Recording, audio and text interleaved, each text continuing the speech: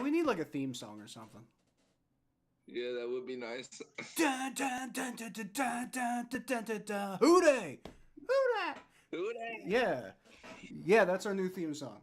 Okay? All right. So if Yeah. anybody out there is like a musician, just take my vocals that I just did right there and turn it into like music, right? So, you basically just have to write something from scratch. Probably that was awful.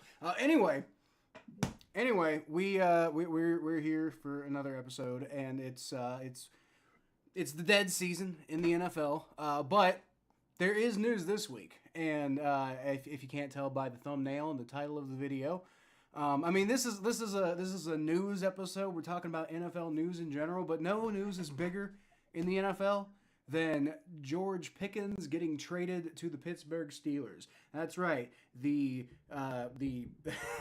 the hilarious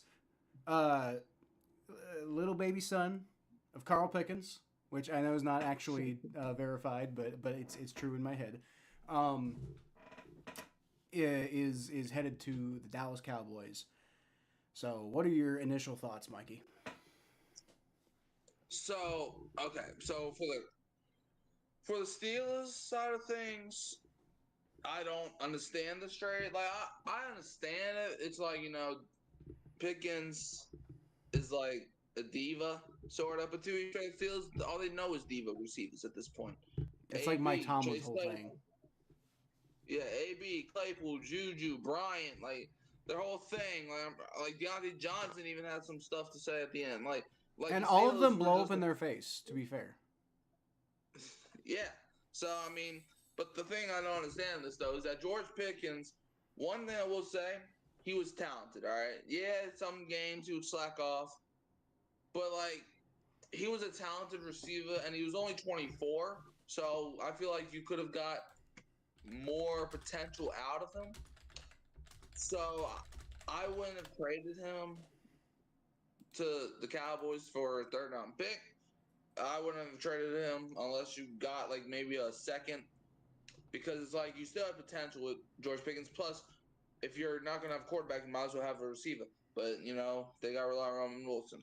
On the Cowboys side of things, I like this trade for them because whenever the biggest problem I feel like for Dallas last year was receiver depth, because you have CeeDee Lamb. Who else? Devontae Turpin's more of a special teams guy. Like Jalen Tolbert, like he came up in big moments, like sometimes, but he was never that it factor. George Pickens, I'm not gonna say it's the it factor, but he helps CeeDee Lamb out a lot. CeeDee Lamb, he can't always be open. So you need a guy that can maybe be in the slot, or no, you know what? This could actually move CeeDee Lamb to the slot, which gives him more opportunities to get open. And CeeDee Lamb, in my opinion, is a top 5 receiver in the NFL. So if you give him help like George Pickens, I think that could work for Dallas. And look, I hate the Cowboys a lot. So me crediting Jerry Jones is something I never thought I'd be doing. But yeah, Cowboys, they got George Pickens. I like it for them. I think they clearly won the trade. Steelers don't know what they're doing anymore. Okay, so here are my thoughts. I somewhat question this narrative of Pickens as a diva. Obviously, from the evidence that we've seen, he has diva tendencies. But after after the trade, most of everything we've heard out of Pittsburgh is that he's like they're talking the guy up, and they're saying good things about him. Like there hasn't been anything coming out with the Steelers being like, oh, thank God that guy's gone. So you'd think that, like, obviously that's the type of thing people say, like they're diplomatic about it while they're on the team, but then afterwards you hear about all the like the whisperings and everything like that. But all we've heard since this trade happened was the Steelers being like, yeah, it sucks that he's gone, but we're gonna, he was a good player, he was a good hard worker, et cetera, et cetera. So I don't know how to feel about. I mean, we've all seen the physical evidence in front of our eyes with George Pickens, but then again, football is a passionate game, and maybe behind the scenes he's a lot more, just like a nose to the grindstone type of guy. I don't know. The idea of George Pickens agreeing to be a number 2 receiver though is funny. Now, obviously, being traded, he didn't really have a say in where he was traded, and who knows how he's going to react to all this. But CD Lamb ain't going to be the number 2. I'll tell you that right now. Yeah. So like, I mean, like I don't know. We got T. Higgins as our number 2 wide receiver. So clearly, like, when you're at that level of talent, you can still be, relegated to the number 2 if the guy, if you've got like a superstar on your team. But like, I don't know. I'm not. I can see it from both sides. I don't really know if this trade makes a whole ass ton of sense for either team, though. To be honest with you, like for the Steelers, like first of all, you're like, what'd you get? A 3rd round pick. Woo, yay, cool. Okay. But at the same time, this. I hesitate to say this because every time I say it, I get like. I get blasted with like reality, and it's like, oh no, this isn't really. It's not like it's an illusion. It's not really happening.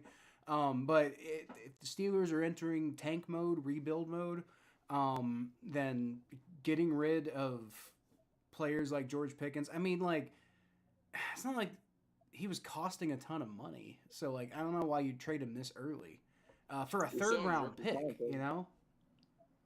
And then swapping a 5th for a 6th. Like I don't understand. Like what's the logic here? Especially because they were saying a lot of good things about him after the fact. So like this doesn't seem to be a move to get a guy out who's causing problems. You're not really getting a whole lot of value in the process. I guess you're opening things up for Roman Wilson, but. Roman Wilson and DK Metcalf could be a really, interesting tandem. I think a lot of people are not giving enough credit to how talented Roman Wilson is and how, Metcalf and Wilson could be a dangerous tandem if Wilson's actually able to develop this year, being hurt all of last year. Now then again, who's going to be throwing him the ball? We've heard Aaron Rodgers, but it hasn't happened yet. And frankly, if the Steelers kind of feel like a team on the verge of tanking, and if you're Aaron Rodgers, why the fuck would you want to agree to a team that's tanking? So I don't know. It doesn't for the Steelers. It obviously doesn't make as much sense, right? But even for the Cowboys. In some ways, it makes sense. You're giving up your 3rd round pick, and if you don't re-sign him, there is a decent chance you could get a 3rd round pick back as a compensatory pick. That formula is weird. It's kind of hard to determine compensatory picks, but you're probably going to get at least a 4th, if not a 3rd, if you don't re-sign him next year. And if you do re-sign him next year, that means it worked out, right? You're not paying him a whole lot. You're swapping a 5th for a 6th. Essentially, that's what in the long run, you're swapping a 5th for a 6th, and it's like it's you're taking a flyer on a guy. What the hell, whatever. But at the same time, it kind of feels like a Hail Mary to save Dak's career. Does it feel that way to you? Because it kind of feels that way to me. And if that's the case, then why fucking bother? Honestly. Yeah, I don't think it's a way to save Dak's career. I think it's more of to not hurt. So look, I think it's more of to not hurt Dak's career more than it is to save his career. Because I think Dak is still a talented quarterback. I still don't think he's this top 10 quarterback that everybody tried to make him after his first year. I don't think he's a long time ago. At this point, I think Dak's more on the verge of being a guy who's going to get moved on from in a year or two than he is anybody considering him a top 10 quarterback. Well, yeah, but I don't think it's a way to like save his career because it's like I think Dak is still like Dak was in the MVP race a couple years ago. So it's like I don't think they're gonna move off of him anyway. Plus, I wouldn't be Dallas. shocked. I feel like they're a little bit too loyal to Dak, but and plus Pickens is he really? Or if this was a move to try to save Dak's career, why are you sending a 24-year-old guy who hasn't really had any experience as being one of the best receivers in football? Because I don't think George Pickens was ever a top 5, top 10 guy. I don't think anybody's ever thought that. So, like, Well, why, if this was a plan to save Dak's career, why are you leaving it to the hands of a 24-year-old receiver that sometimes catches everything, sometimes catches nothing at that point? well, like you said, they already have C.D. Lamb, so they don't need to go get a top five wide receiver. Bringing in a guy like Pickens, the potential side of it is that like you just overload Dak with weapons as much as you can, basically. If he's gonna be, you know, if he's gonna continue to be their long term solution at quarterback, then it's time to go ahead and show us now. Because at the end of the day, Dak's 31. So I'm not saying 31's super old, but I am saying that his like it hasn't the consistency hasn't been there, and it's been kind of questionable what his like if he's going to continue to be like I know 2023 he had a really good year, right? But I mean, for the most part with Dak, there's been a lot of injuries, and there's the results haven't always been, I think, exactly what the Cowboys are looking for. It's like with Dak, it's good, but it's not usually great. There were some like 2023 was a really good year, but the year before he threw 15 interceptions despite only playing 12 games. Yeah. Yeah, yeah, yeah. Dak is just a guy where it's like Dak. His biggest problem, I feel like he's just like Lamar and Josh Allen in the sense where it's like whenever the playoffs come, whenever the lights are bright, he does not ever come through. Yeah. Okay, like Dak, whether that was 2016 his rookie year against Green Bay, did he have a bad game? No, but he wasn't the guy to get it done. Okay, the recent Packers game that was already a year ago got destroyed on its home field. You also got the 49ers. Every time he played the 49ers, crapped his pants. Like Dak just he's like a guy where it's like, yeah, he can throw 4,000 yards and 35 touchdowns a season in the regular season, but when it comes to the playoffs, he's not going to do that well. So I think can Pickens help with that? Yeah, but Pickens also doesn't really have that much playoff success when it comes to winning too. Yeah, he's been in the playoffs a couple times, but he hasn't done any. He hasn't won any playoff games either. So I don't know. Like you could have got like a Devontae Adams in free agency. You could have got like you could have maybe made a trade for T Higgins before the Bengals extended him. You could have probably signed like you could have probably signed a Keenan Allen. Keenan Allen, he's still available. Could have brought back Amari Cooper. I feel like all these guys are better options than George Pickens. So that's my thing on that. When you were describing Dak, you know who the first person I thought of was? Mm, Andy Dalton. okay. Because that was exactly what the deal with Andy Dalton was. And no, I'm not trying to constantly bring everything back to the Bengals. I'm trying to illustrate that for Dak, it's hit and miss. It's up and down. It's like you were saying. It's like like when it comes time in the playoffs, he always kind of falls short. And during the regular season, sometimes he puts up stats. Dalton used to put up some pretty good stats in the regular season, but then you've got other seasons where you're throwing 15 interceptions in 12 games. Um, and then you know how old Andy Dalton was when we moved on from him, 32. Uh, there you go. So Yeah, I mean y'all have for a while. yeah, we did. He was our franchise quarterback for about 10 years, and Dak is going on year 1, 2, 3, 4, 5, 6, 7, 8, 9. Oh, he's going on year 10. So it feels like, I'm not saying Dak's going to be done playing football here in a year or two, but I am saying that I wouldn't be that surprised if the Cowboys are planning on moving on from him soon, which which is why I think that throwing a Hail Mary at George Pickens, especially like you said, when the value's there, like if the Steelers are, if the Steelers are basically willing to just send George Pickens to you for a third round pick that you have a decent chance of getting back anyway, unless things go great, and then you're not going to get that third round pick back, but then it's totally worth the third round pick. At that point, I don't know. It feels to me like the Cowboys are just trying to basically like, hey, all right, Dak, we're gonna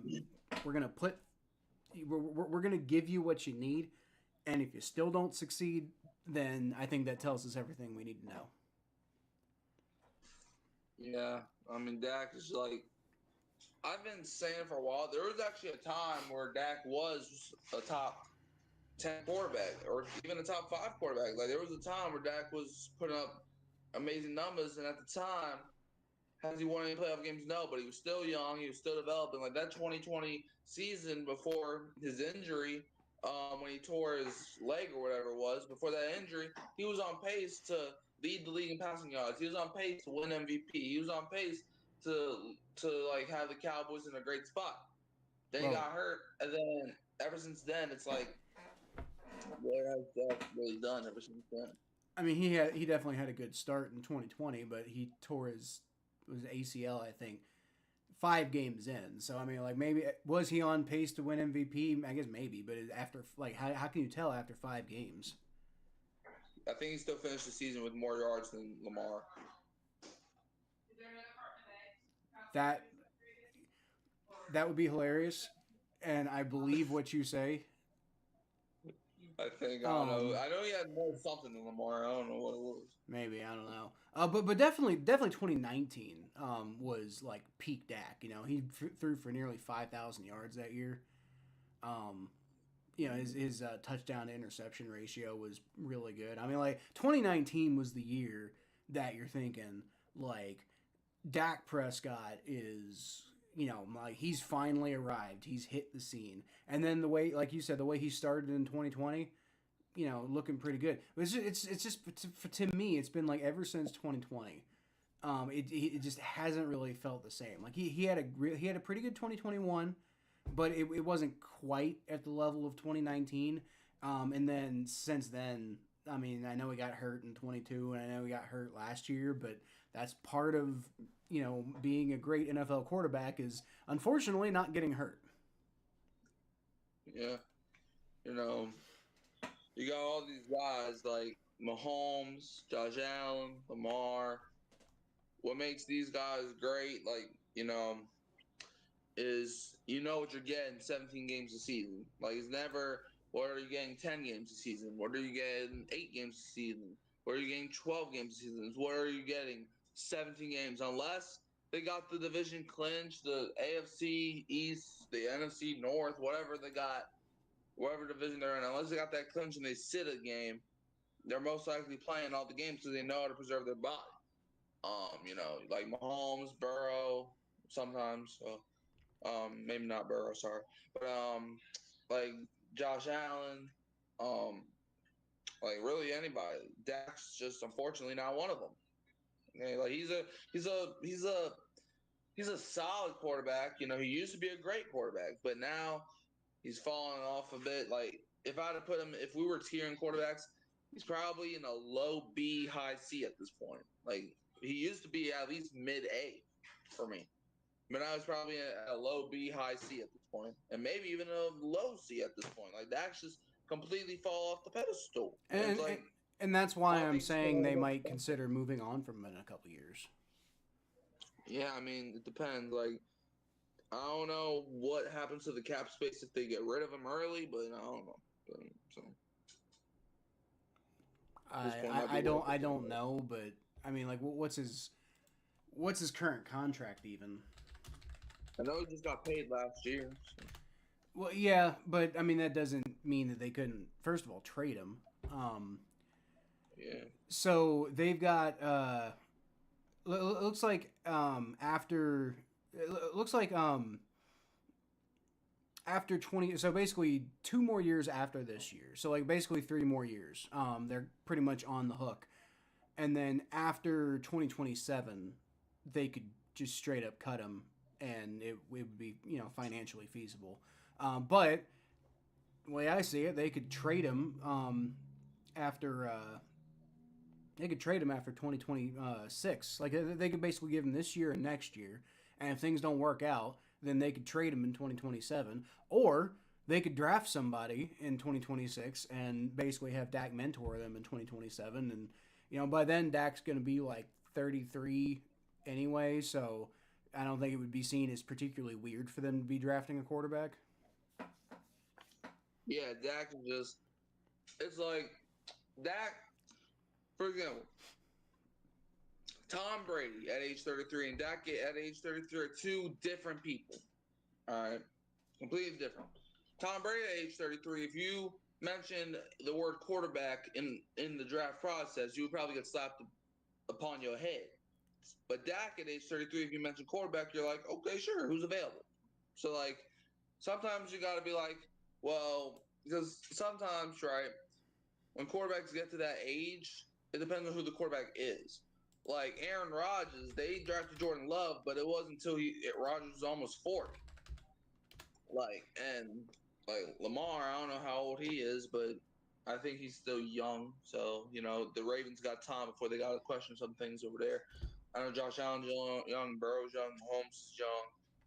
Like I don't think the new generation is still going. I think the old quarterbacks right now are just Rodgers and somewhat Derek Carr, Dak, like these guys. So yeah, it's like, what are the Cowboys going to do? Like I know Arch Manning's coming out maybe next year. Like, do you want to draft him and put Dak to the mentor stage? Well, I've heard the Steelers might be targeting Manning. Honestly, for half the teams in the league that need a quarterback are targeting Manning. Well, that's true. That's true. But I mean, that's kind of why some are thinking like tanking, because like if you want him, you're probably gonna have to tank. Shoot, the Saints are probably in the tanking boat too, so I know how that feels. We're not. Good for you. We got a quarterback. Just so you know, we played in the same amount of playoff games last year, Kyle. Because the Chiefs are bullshit. That's why. Okay. 2 years ago, we played in the same amount of playoff games. Well, Joe Burrow was hurt. Okay, that 2 years ago, that's different. Oh, Derek Carr was hurt too. Joe Burrow matters a little bit more than Derek Carr. Okay. You're right.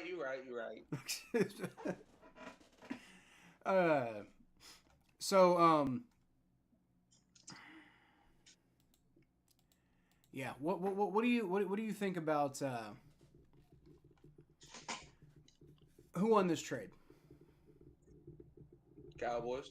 I mean, I think that's the obvious answer.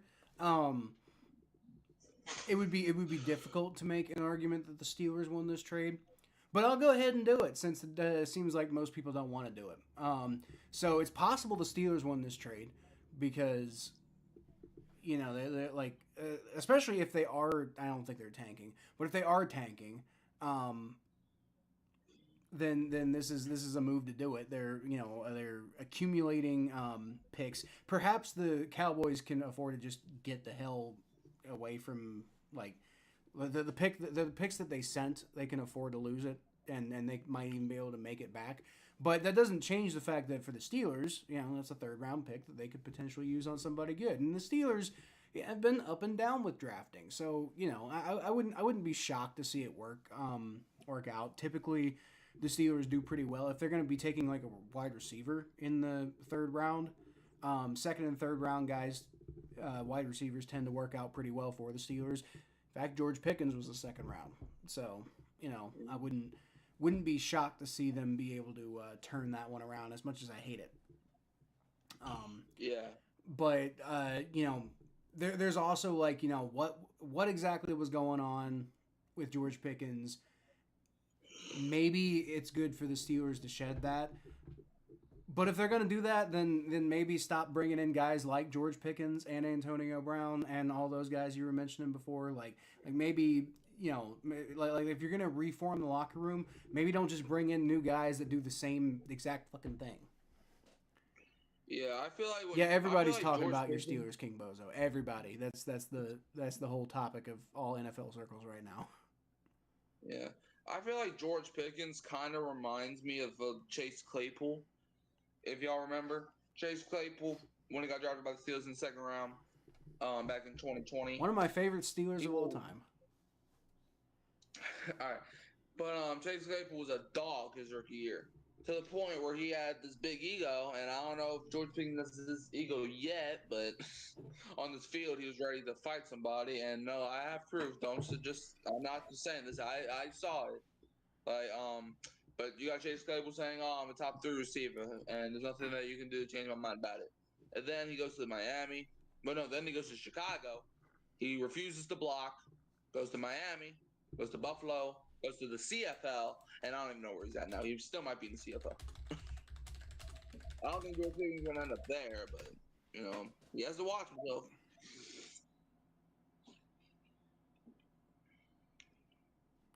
Oh, wait a minute. Oh, I've been joking this whole time. Apparently, George Pickens really is Carl Pickens' son.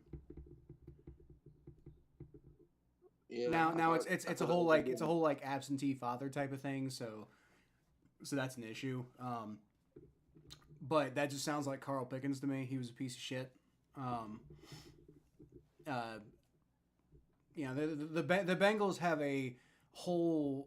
The Bengals changed their whole contract structure because Carl Pickens was such a dick back in the day. They still have a clause in their contracts that they make all the players sign now. They call it the Carl Pickens clause, which is basically just like you can't go talking to the media about some bullshit without like team approval or something like that. I forget exactly what it is, but that it seems like the apple didn't fall too far from the tree there. Well, hey, if it makes you feel better, I won't be surprised if there's a Michael Thomas clause in a few years. Carl Pickens was okay. I'm not saying Michael Thomas hasn't been annoying, but a lot of wide receivers are annoying. Carl Pickens was different, right? Like George Pickens has been annoying on and off, but he didn't hold a fucking candle to Carl Pickens. Carl Pickens was awful. Now he was also really, really damn good. He was like one of the most talented receivers in Bengals history. Don't get me wrong. Like when I was growing up, he was like him and Jeff Blake made it. That was something to watch, especially while the team was constantly losing all the fucking time. So at least we had an exciting wide receiver and quarterback tandem to watch. But he was a dick. He was everybody hated him, and a lot of people still hate him. Yeah, it is what it is. I like his son George a lot better. You know why? Because he had 1 catch for 0 yards on 6 targets the last time he played against us. Oh, I thought he lost yards that game. I think he had I think he ended at 0. I could be wrong. Because I remember he did like a jet sweep or like a touch pass, and I thought. For the most part, George Pickens was like fine playing the Bengals, but that last game he was awful. And the first time he played against us, he didn't really do a whole lot.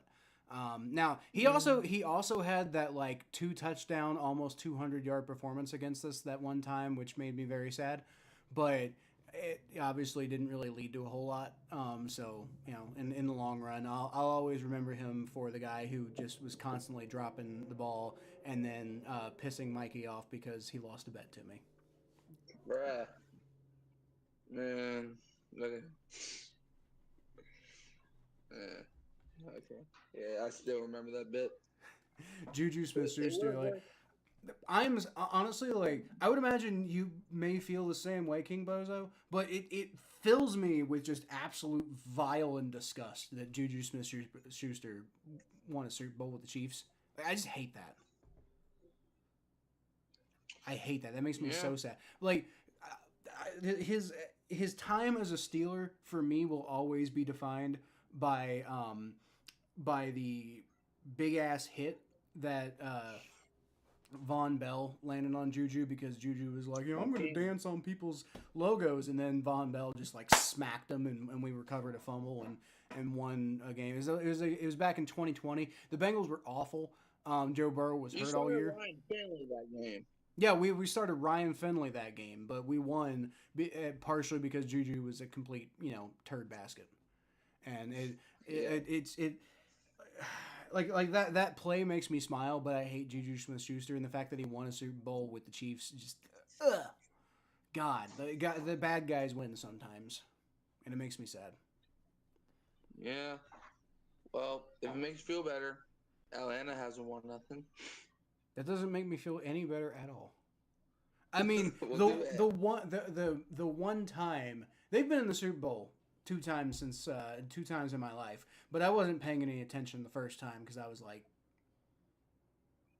4 or 5 years old or something like that. But the one Super Bowl they were in that I remember, I was rooting against them. If it makes you feel better, yeah. I wanted to see Tom Brady,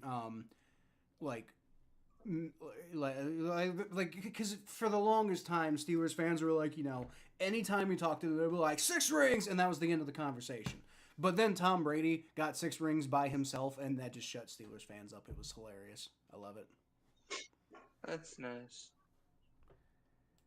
Yeah, the 28-3 Super Bowl. Remember, they were up 28-3 on the Patriots, and then Tom Brady led a big comeback and ended up winning. Yeah. And then they also lost to John Elway back in the day when I was a kid. That was also funny. Yeah, ironically, unfortunately, the 28-3 Super Bowl was literally that Super Bowl was the year right before I started watching football. So. Yeah, that was not the year before I started watching football. I know. I was in college, and my dorm had a watch party, and we all got free Chipotle, so that was a good day.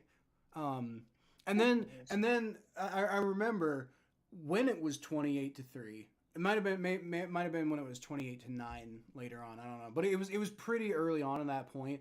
That one of the people in my dorm was like asked me like how do you feel about the Falcons winning the Super Bowl? And I turned to them, I'm like, you do realize Tom Brady's going to come back, right? And then that happened, and then I never let that guy live it down the rest of his life. Yeah. That's funny. How old am I? I'm 32. I'll be 33 at the end of this month. I just turned 16, buddy. Yeah, I'm like double your age. Yeah, I just turned 16, I think, a week ago. So. Yeah. I turn 33 at the end of this month. That's nice. Yeah. Not really, but it's a thing. It's a thing. Yeah. 33. Oh, and I also graduated college on Friday. I'm 33 years old now. Now, to be fair, I also graduated college like a while back, much younger, but it's just funny that I'm graduating college at 32, but almost 33. Yeah, I feel that. You still do have Jamar and Burrow? Yeah, we have Jamar and Burrow. We got T. Higgins. We currently have Trey Hendrickson, but that's another fucking thing, dude. Like this whole Trey Hendrickson thing, I'm tired. I just give the man his fucking money. Like, how hard is it to give that? We have the money. Geno Stone restructured his contract. You have the money. Give Trey Hendrickson his money. What are you doing? Because if you're going to draft Shamar Stewart in the first round, you better keep Trey Hendrickson. That's all I'm saying. Like, this whole shit. And now there's, like, rumors going around. I don't know how, like, accurate any of it is. But there's rumors going around that like Trey Hendrickson like is genuinely considering sitting out the season if he doesn't get a new contract. Like just pay the man his money. I'm so tired of this crap from the Bengals where they like play these games with these players, and we all know the only reason that they paid T. Higgins is because Jamar Chase basically refused to let go that like you better pay T Higgins or I'm not signing my contract. And that was a whole big fucking deal. And they're not going to let Jamar Chase walk because he's like the best wide receiver in the NFL. And also, like, can you imagine how much that would piss Joe Burrow off? They basically under threat of the entire Super Bowl window completely collapsing on them. So yeah, they had to sign T Higgins, but they probably weren't going to do it like if it weren't for that. And now it seems like they're trying to play the same damn game with Trey Hendrickson, and I'm so sick and fucking tired of it. Like they treat this shit like they got all the time in the world. Like, well, I'm sorry, you don't. Like, first of all, you're terrible at team building. You've been terrible at team building for my entire life. Like, the Browns, including Paul Brown, I know this is sacrilegious to say, but at least in Cincinnati, the Brown family as a whole has never been good at team building, and Paul Brown struck gold a couple of times, but for the most part, he built some not so good teams here in Cincinnati, and I think it was mostly because the game had kind of passed him up. But, you know, Mike Brown has been a disaster at team building. The Blackburns started okay, but they've been horrible at keeping things together because they just want to play hardball with all these fucking players and be constantly disrespectful to everybody and apparently feed them slop, which we've been hearing about coming out with like the report cards that the NFLPA is giving and everything like that. And like what on earth are you guys doing? You guys just sitting there acting like you're running an NFL franchise. It seems like you think that you'll make more money if you just fucking lose all the time. Which, I mean, I don't know, maybe true because that means you don't have to like put as much investment into it. But I'm so fucking sick and tired of the way that this team runs a fucking football organization. And the way they're handling Trey Hendrickson right now is just indicative of everything. It reminds me of Justin Smith back in the day. Like, you know, like future I don't remember if he's a Hall of Famer now or not. But if he's not already a Hall of Famer, future Hall of Fame player Justin Smith was a Cincinnati Bengal. We drafted him. And he was great for 4 years here. And we just let him fucking walk for no goddamn reason. Yeah, and we're about to do the same shit with Trey Hendrickson. Like, it pisses me off to no end, dude. End. Sucks. There's really not much to say about that. It's just July 15th through 20th. I'm imagining we probably will have a stream. I mean, that's so far in the future, I couldn't tell you what's going on at that point. But that's a period of about a week, so I would imagine we're not going to do the stream that Monday, so we probably will while you have football camp, but that's okay. You know, if you miss one episode, it's fine. It's not a big deal. Yeah. I feel like Will Howard will be Kenny Pickett 2.0. Well, why do you think that?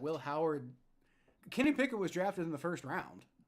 What do you think Will Howard would be Kenny Pickett 2.0? Like, he's not going to be like, I don't even think he's going to start for the Steelers. Like, I mean, I guess he could on this fucking team. But I mean, he's not the future. He's not the answer. People thought Kenny Pickett was the future and the answer. I don't think Will Howard even has the potential of being Kenny Pickett 2.0. Like if Will Howard starts, that'll be a surprise. I think most people would be surprised if Will Howard starts.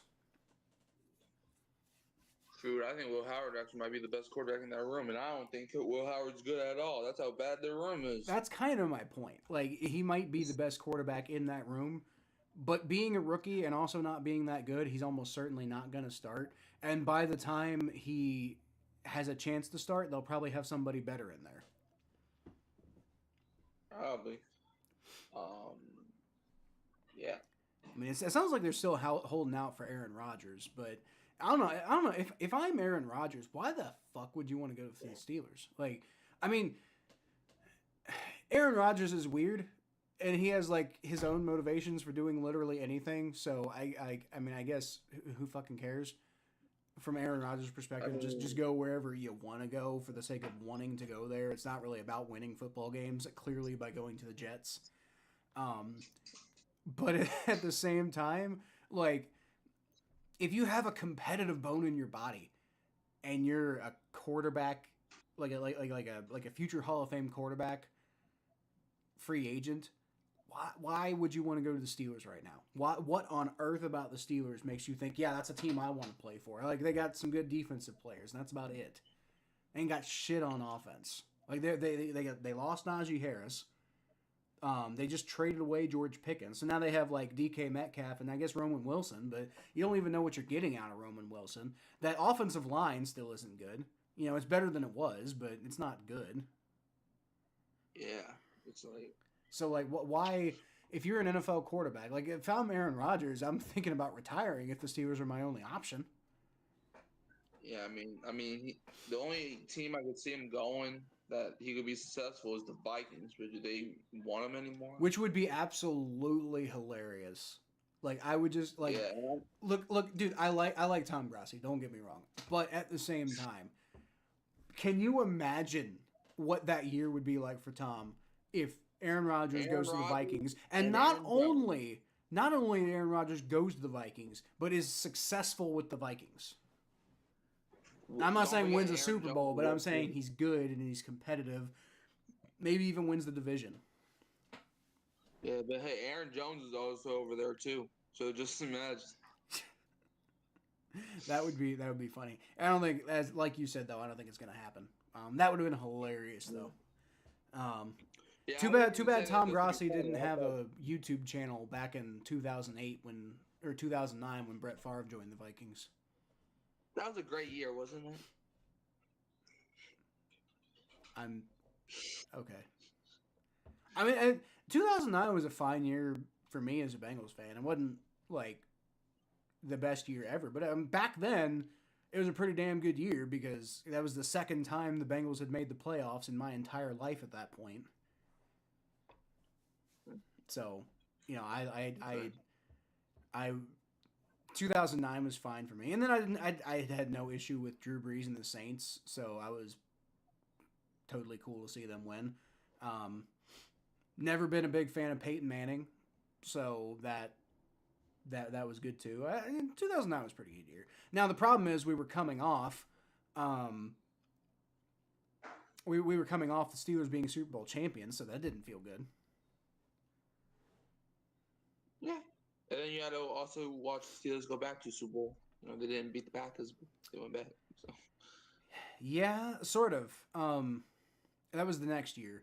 And also, I was in a coma, so I didn't really watch the Steelers go back to the Super Bowl. I just kind of woke up and the Steelers were in the Super Bowl, and then I got to watch them lose while my brain was still adjusting to reality. So I don't think I ever really fully processed the fact that the Steelers were in the Super Bowl that year until they already lost, and then I was like, ha ha. Yeah.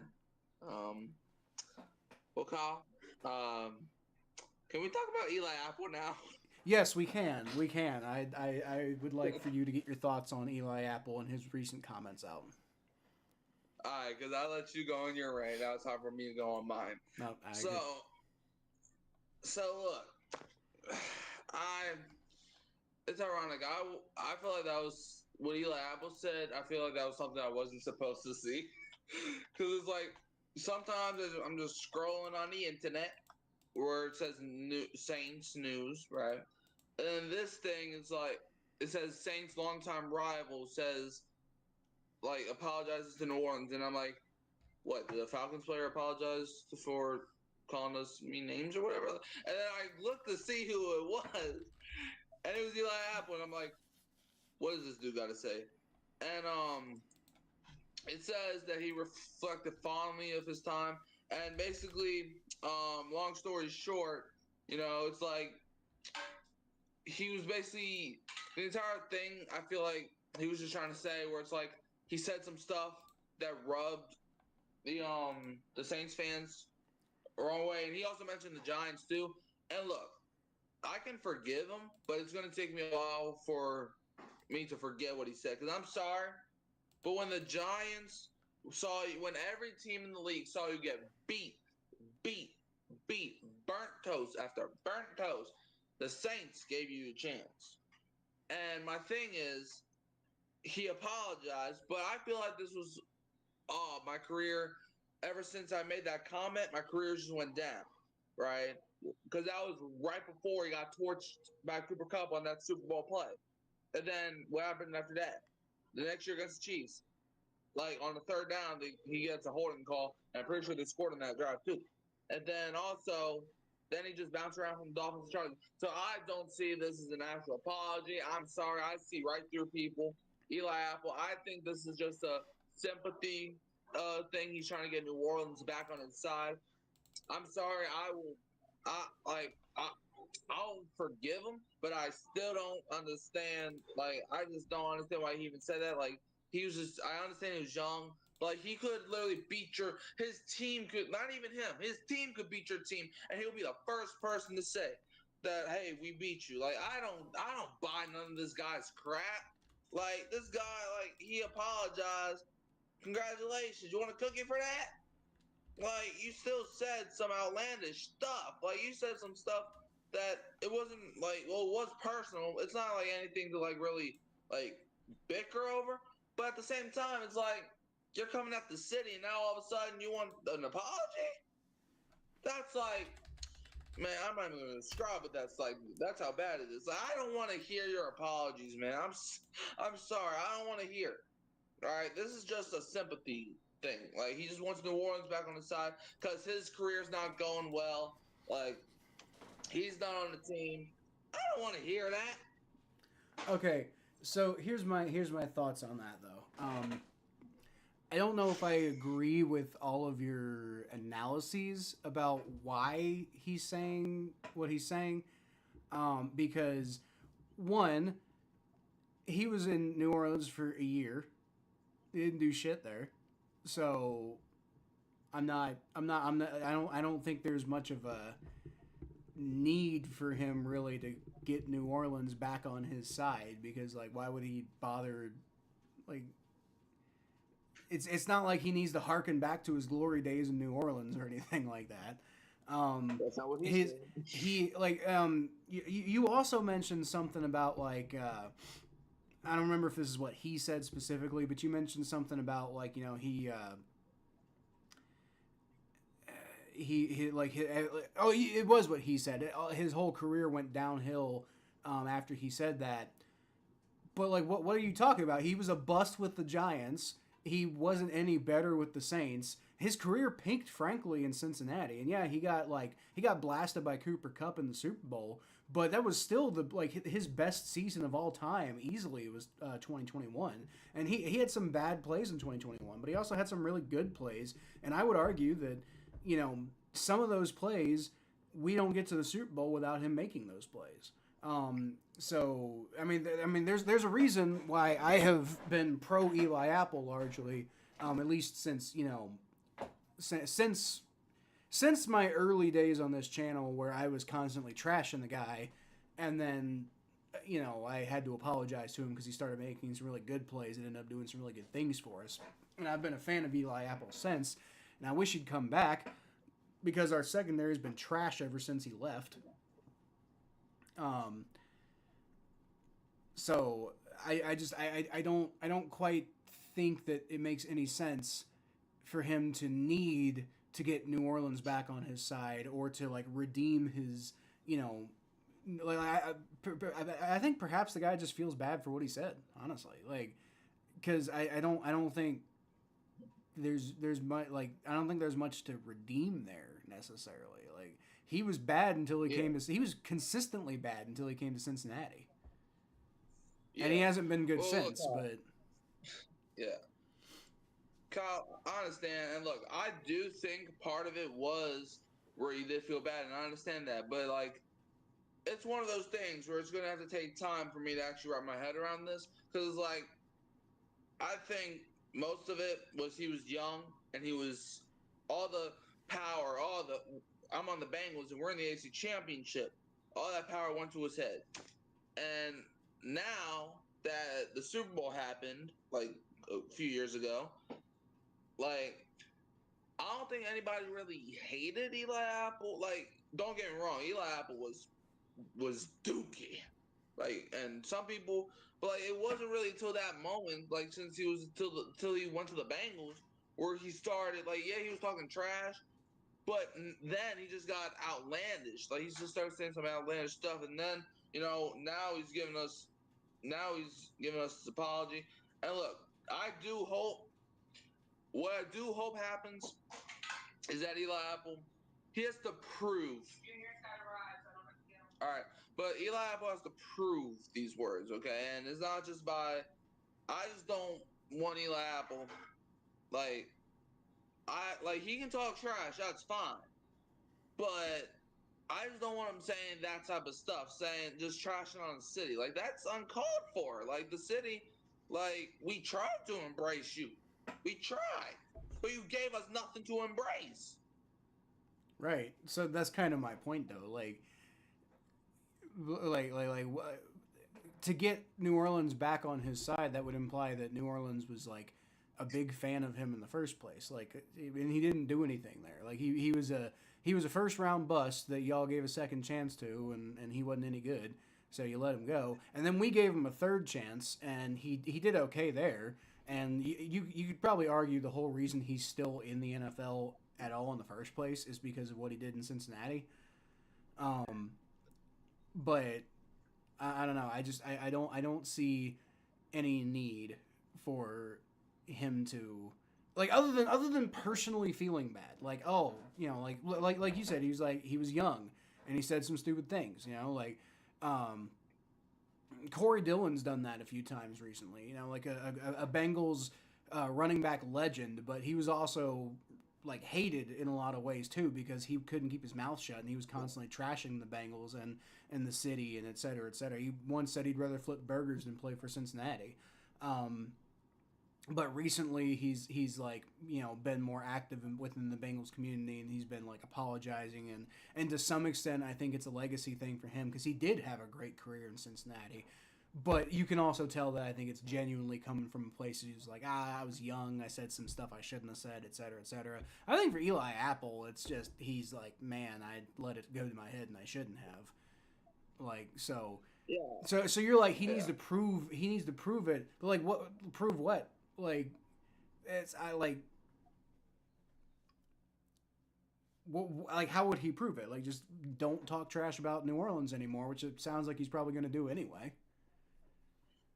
Well, yeah. Well, you see, when I said prove it, it's like I just want Eli Apple to like be a kind of like a nicer person, kind of, because it's like when he was in Cincinnati, he just didn't strike me as a good person. Like that's the thing. Like just trashing on the city just because they let you go. Like that's not a thing. Like I'm not saying don't talk trash. Everybody's gonna talk trash, but don't make it personal like that. That's what I'm saying. He's young and he was hurt. He yeah. Realized he wasn't expecting to be let go. All right, bro. I'm live streaming. But anyways, but yeah, it's crazy. It's like I think personally, like I was saying earlier, I think look, I don't hate Eli Apple as much as I used to. And Kyle, you know this more than anybody on ever. I used to destroy this man on the con. It was an unhealthy relationship I had when it came to destroying Eli Apple. Like Yeah, I remember. when like when Eli Apple would get hurt, I wouldn't celebrate it. I would feel bad, but I'm like, I just hope this gives the Bengals a reason to not play this man. Like that's how bad of a thing it was. Like I just didn't like this man at all. Like, you thought this man was the straight up devil, which he kind of was. Well, But like, to be honest with you, he did. He did give us reasons not to play. He gave us many reasons not to play him. The reason Eli Apple was starting was because we were injured to fucking back in the secondary that year. And the fact that we made it to the Super Bowl with all the injuries we had was honestly a testament to like how solid our backups were that year and just how damn good Joe Burrow was. But like Eli Apple should have frankly never had the opportunities he had because he was supposed to be the fourth string guy. yeah, like Eli Apple, it's like I feel like now that I'm kind of hearing what he said, it's like don't get me wrong, I'm still there's still some stuff that I need to take time to let go and just like him because it's taking him now to say this he crapped on us when he was in Cincinnati. He's been on 2 teams since then. That's how long it's taken him to say this. So I will say this though. I'm willing to give an Eli Apple another shot. Not with the Saints. He's not allowed to come to New Orleans unless he's visiting. No, no, no. He can't. He cannot play football here. But I'm willing to give him another shot as a person. Now, I don't know what that's going to be like, but I'm just saying, if he's true by his word, and he's not saying this for sympathy points, then I'm like, okay. But also, what people got to realize is that Eli Apple is like, he should have really like never said those things in the first place. But like I said earlier, he was young and stupid, and whenever you're young and stupid, you're probably saying some weird stuff. But shut up. But yeah. So Eli Apple, I feel like is a guy where it's like, we'll see. Like I'm 50-50 on it at this point. It's like I want to find reasons to not like him, but at the same time, I do have reasons to not like him. Like, I still don't like him from a football aspect because he was just straight trash here. Like, he almost costed us the game against the Steelers. I still remember that game to this day. He was terrible that game. Getting torched left and right by their third string receiver. Oof. But yeah, thankfully we had Drew Brees to save the day. But yeah, I just don't. I'm still 50-50 on him. Like, I have my opinions on him. I still think he's bad at football, and that's probably never going to change unless he has like a all-pro type of season, or at least even like a role player type of season where it's like, just don't be trash. But like as a person, it's like I can like I don't know. Like it's just like it's kind of awkward at this point. It's like it depends at this point. I still don't like him, but I don't hate him. He used to be my least favorite player in the NFL, but I think he kind of climbed off that ladder for now. Well, he hasn't been relevant in a while, so. I mean, yeah. and you've had other guys like Michael Thomas pissing you off more recently. Yeah, well, I still like Michael Thomas. I just don't. The way he went out just put a sour taste in everybody's mouth. Yeah. So it's like that man was Twitter. As far as Eli Apple goes, the last time he was relevant was in Cincinnati. So I mean, like, I don't even think he's gonna have the opportunity again to be a good player in the NFL. Like, I mean, like with the Dolphins and Chargers when he was on the field, seems like he was pretty okay. Maybe needed to actually wrap guys up a little bit better with the Dolphins. But I mean, for the most part, it's like when he's on the field, he's doing fine. But he just hasn't really been on the field enough to really kind of revive his career at all. The last time he got like significant playing opportunity was when he was with the Bengals. And he played pretty good. I'd say for like, for a guy who's like, I wouldn't ever want him to be a starter, but like as your like third string guy who starts if you have to, I wanted him to stick around for that option. But he got himself ran out of town because of his mouth. And it's not like he didn't trash Bengals fans or Cincinnati and has yet to do so since. So, there's no issue there. But, like the Bengals on that run to the Super Bowl, we're still remembered by a lot of people as like a villain team. And a lot of it is because of people like Eli Apple who just couldn't keep their mouth shut, which I enjoyed at the time. I liked that kind of. I liked the team having some damn personality. But you got to remember that my whole life the Bengals have just been completely irrelevant, and like the fact that people are paying attention to us at all, I'm just having fun with. So I'm sorry, but like our guys, if our guys being dicks and playing well got your attention, then I kind of had some fun with that because my team, like nobody's ever paid attention to my team otherwise. So yeah, but At the same time, that's just not how the Bengals operate as an organization. And unless Eli Apple was going to be like a really, really talented and play really well, that kind of mentality and attitude wasn't going to last too long here. Yeah, like Eli Apple. Look, I feel like Eli Apple. He was just the guy that kind of ruined his own career at that point. Like it's like all you had to do was shut your mouth, bro. Like I was even rooting for Eli Apple when he went to the Bengals. I was like, okay, it didn't work out in New Orleans. He went to Carolina, got cut 2 weeks later. Yeah. They went to the Bengals, and then it was like, okay, he didn't work out in New Orleans, but maybe he can do good with the new system. Maybe it was the Giants and the Saints' defensive systems. The Giants, their defense wasn't that great, and the Saints are notorious for having bad defenses until Dennis Allen came here, which quote unquote fix the defense. I still don't believe in none of that junk of crap. But yeah. But Eli Apple, I just think it's like you didn't have to say this stuff in the first place. But it's like still kind of weird because it's like he's saying it now. I don't know where this is all coming from now. It could be coming from the heart, or he might be reading a script because he didn't. It wasn't it was an interview, but there wasn't. I don't think there was any audio. It was like a beat reporter or something like that. So we're gonna have to see how the rest of his career is, if he even has a career anymore. Like I think he said that he's trying to wait to like training camp to sign with somebody, which I think he did last year he got signed during the season, but I remember he signed with the Dolphins during training camp. So yeah, I don't know. I'm sure he's gonna. I mean, he's 29. He's gonna keep getting work somewhere. I mean, the man was a first round draft pick, and he wasn't a complete disaster. Pretty much anywhere he went, he wasn't a complete disaster.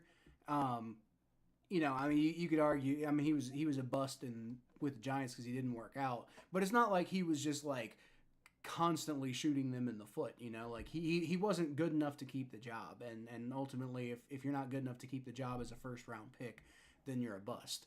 But he's been up and down throughout his career, and he's still relatively young. So I imagine he'll keep getting work. I just can't imagine he's going to get many more opportunities to really live up to his first round billing at this point. yeah, I mean, Apple just like Eli Apple, I feel like had so much potential. He just kept getting burnt. Like Yep. he was a solid. Like he had so much potential. He just couldn't like whenever he would go like, and it's not like he would get torched by like a Devontae Adams or a Julio Jones. It's like Cooper okay, Kupp. that's understandable. Yeah, but like that's understandable. But like you're getting torched. Bro, you got. I'm pretty sure I got torched by Rashad Bateman. Rashad Bateman was pretty good. Yeah, but he's not like a guy that should be torched. Like who was it? That one guy was it Tylen Wallace? I don't know. There was the Bengals Ravens playoff game.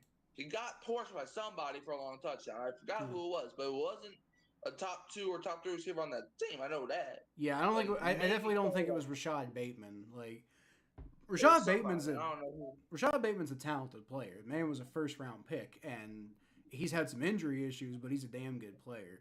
But no, you're right. It was somebody else. I forget. But Rashad Bateman, Eli Apple wouldn't have been covering Rashad Bateman. Well, I don't know who it was. I just remember against the Ravens, he got torched by somebody. I don't know if it was Tylen Wallace or Might have been. Robinson. It might have been. It might have been Wallace. Yeah. Like if it was on Wallace, like that's embarrassing. Like, yeah, he scores touchdowns from here and there, but like getting torched by him. Well, yeah, but that wasn't to be honest with you. Like, and I'm not saying it. I'm not saying this to defend Eli Apple because he was part of the problem, but that was such a problem for the Bengals back then. I say back then, it was just a couple of years ago, but at the time, it was such a problem for the Bengals secondary. Like, they had so much talent in that secondary, but and they would shut down some of the league's best receivers, but then they would get absolutely obliterated by like nobodies. And that used to get on my nerves so much. But to be honest with you, I would take that over the secondary we have now. And I will like we need to go ahead and wrap up this episode, but I will finish up my perspective with just reminding everybody that I cannot believe that we didn't touch the secondary this offseason. Are you fucking kidding me? Like, we didn't add a single. Like, we restructured Geno Smith. Wonderful. But we didn't do a thing of note with the secondary this offseason. And that's the biggest problem on this team. I know people are like, oh, the pass rush. The pass rush wasn't good. To be fair. But at the same time, like, our best pass rusher, we're like playing with fire on in his contract. So I don't even think, like, I don't think there's any plan whatsoever. I think they went out, they got Al Golden, and they were so focused on that aspect of things and getting distracted by, like, you know, making sure the team chemistry's there and everything like that, that I don't think they've been paying any attention to making sure that, like, it almost kind of feels like we're gearing up for a year where we expect the defense to be bad. And then when, you know, we waste another year of Joe Burrow's career, that's going to be the excuse at the end of the year. It's going to be, oh, well, you know, this is the year of rebuilding the defense. Well, god damn it, dude. Like, when are we actually going to, like, actually try to put the team that we need to around Joe Burrow? Like when are we going to actually do everything that we need to do? Instead of constantly, like, being like, oh, well, you know, it's a slow process. We'll get there eventually. Well, Joe Burrow's career isn't going to last forever. Like, he's young now, but he's also, we're entering his, like, was it his 6th year we're entering? Yep. Yeah. Sure. Like, we need to start, like, at some point, we need to start going all in on this shit. Like, I'm sick and tired of every year them being like, you know, them not putting an emphasis on what they need to put an emphasis on, and then acting like at the end of the year it's like, oh, well, we weren't able to get to everything, so, you know, but it's a long process. But the thing is, if you take too long, attrition exists too. It's not like you just keep, like, stacking up these off seasons where you, like, you put together these good off seasons, and then over time it builds you into a good team. Because attrition exists. These guys get older, and, like, and also, like, contracts run out and guys leave, and also, like, chemistry fluctuates wildly from year to year. You've got to be all in when you have, like, when you have a guy like Joe Burrow on your team, and plus Jamar Chase. Like, we're gonna waste these guys' careers because we're so focused on trying to do things the savvy way. And it's getting in the way, and it's gotten in the way for my entire fucking almost 33 years of life, and it's pissing me off. Yeah, I understand. That's literally how I felt the last few years with the Saints. Like, yeah. Well, on the opposite, it's like the Saints, yeah, they keep building great defenses, but when are we going to get a damn receiver? Yeah, now imagine that for 33 years in a row. What? I said, now imagine that for 33 years in a row. Oh, don't worry, we're getting there. At least you have a Super Bowl. And I'm not trying to be dismissive. Yeah, I'm trying to say, you know, when I was a kid, I used to think, like, oh, man, wouldn't that have been cool if they won one of those Super Bowls before I was born? At least we could have that. Yeah. At least I could go back and watch highlights. Yeah. Trust me. I still remember watching that Tracy Porter pick six through the highlights. Yeah. Yeah. Like, whenever you say to a Saints fan the words pick six, Tracy Porter's the first name in their mind. That's how bro, whenever the Saints win another Super Bowl, we're gonna have another Mardi Gras on top of having a Mardi Gras. I'm sorry, that's what's gonna, bro. It's gonna be a parade all season. It's gonna be a parade all year, baby. Yeah, some of my best memories are that one time when Jermaine Pratt won us a playoff game for the first time in 30 years, and then that other time when Von Bell hit Juju Smith-Schuster really hard, and then we won a game in a season where we won like 4 total games. So, you know, those are the highlights of being a Bengals fan, is just, you know, cool things that happen in otherwise dreary circumstances. Yeah, I mean, well, hey, good news. At least you don't have to be buried in expectations every year. Yay! Wow, I've been shown the light. At least I don't have to fucking give a shit. You know, that's what it is. At least I can always remember that they're supposed to be bad. Okay, cool. Awesome. All right. All right, but anyway, what? If they never won a Super Bowl, then they won't know how it's like. So, Okay, so we're gonna go ahead and sign off before I like fucking send a nuke to Mikey's house. Okay. Okay. But anything else you want to talk about before we head out? The schedule's next week, so be prepared. Yep. So the plan for us next week is right now the plan's Wednesday. It should be Wednesday, but yeah, it's like 98%. But you know, we're not just waiting on figuring out what we're doing. Mother's Day, people. Don't forget to tell your mothers Happy Mother's Day. Wait, is Wednesday Mother's Day? No, Sunday. Oh. Look, my mom's on something, so I have to make her happy. I didn't even hear what she said. So Sunday's Mother's Day. Yeah. You know, I bet you anything my wife wouldn't let me forget anyway. So. All right. My mom wanted me to shout her out, so shout out to my mom. I guess the same person that sprinks Mikey with water bottle on live stream before. So. Okay. All right. Well, anyway, with that said, I'll leave y'all as always with a hoo-day. With the who that.